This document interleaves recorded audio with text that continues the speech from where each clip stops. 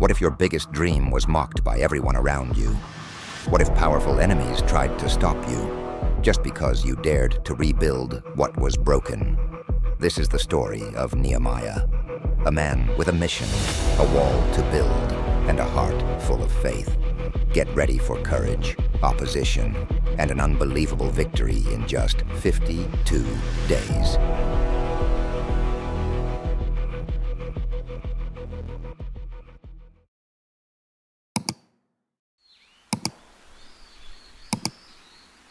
A long time ago, the city of Jerusalem was attacked by powerful enemies. The people were taken away as captives, and the once great city was left in ruins. The city of Jerusalem was broken. Its great wall, the one that once stood tall, strong, and proud, was now just rubble. But one man cared enough to rebuild. His name? Nehemiah. He wasn't a warrior, not a construction boss. He was a servant, a cupbearer to the king of Persia. But when Nehemiah heard about the ruined wall, his heart broke. He prayed, and then he took action. He asked the king for permission to rebuild. The king said yes. And just like that, Nehemiah packed his bags and headed home to restore a broken city and revive his people's hope. But not everyone was excited about that. SANBALLAT, a powerful governor in nearby Samaria. TOBIAH, a high-ranking official from Ammon. They had influence, they had power, and the last thing they wanted was Jerusalem rising again. When SANBALLAT and TOBIAH saw Nehemiah start building that wall, they laughed out loud, mockingly. Nehemiah 4:2. What are those feeble Jews doing? Will they restore their wall? Will they offer sacrifices? Will they finish in a day? Can they bring the stones back to life from those heaps of rubble, burned as they are?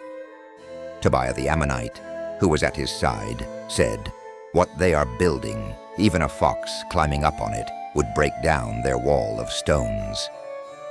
Nehemiah didn't clap back. He didn't lose focus. He just prayed and kept building. And then it got serious. SANBALLAT and TOBIAH weren't just talking. They started plotting. They sent spies, spread rumors, tried to stir panic. Some workers got scared, but Nehemiah, he doubled security. Half the people built. The other half stood guard with swords. Some even worked with a tool in one hand and a weapon in the other. But the attacks didn't stop there. SANBALLAT sent letters, pretending to just talk. "Come meet us, Nehemiah," they said. "Let's discuss things." But Nehemiah saw through it. It was a trap. And then he dropped one of the boldest lines in Scripture. Nehemiah 6:3. "I am doing a great work, so that I cannot come down. Why should the work cease while I leave it and go down to you?"